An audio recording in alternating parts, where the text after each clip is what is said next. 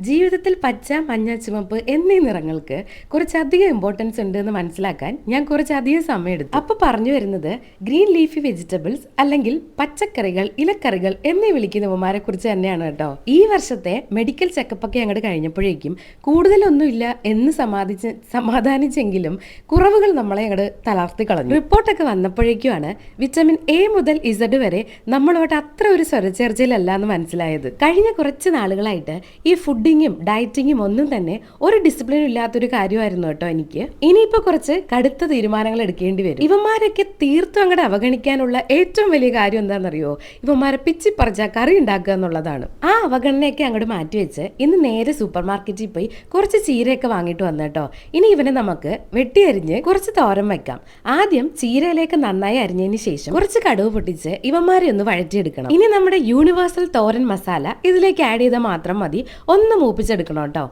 ഇനി നമുക്ക് ഇന്ന് സൺഡേ ആയതുകൊണ്ട് തന്നെ ഒരു സ്പെഷ്യൽ ചിക്കൻ കറി ഉണ്ടാക്കാം. എല്ലാ ദിവസവും ഒരേപോലെ ചിക്കൻ കഴിച്ച് ബോറടിച്ച സ്ഥിതിക്ക് ആദ്യം നമുക്ക് ഇവന്മാരെ ഒന്ന് ഫ്രൈ ചെയ്തെടുക്കാം. എന്നിട്ട് ആ ഫ്രൈ ചെയ്ത ഓയിലിലേക്ക് തന്നെ ആവശ്യത്തിനുള്ള സവാള, തക്കാളി, പച്ചമുളക്, ഇഞ്ചി, വെളുത്തുള്ളി പേസ്റ്റ് ഇത്രയും ആഡ് ചെയ്ത് ഒന്ന് സോട്ട് ചെയ്യണം കേട്ടോ. ആവശ്യത്തിനുള്ള മസാലയും കുറച്ച് ഉപ്പും കുറച്ച് സോസും കൂടെ ഒക്കെ ആഡ് ചെയ്ത് ഒന്ന് ഡ്രൈ ആക്കി എടുക്കുക. ഇതിൽ കൂടുതൽ ആർഭാടങ്ങളൊന്നും ഇനി ലഞ്ചിന് ആവശ്യമില്ല.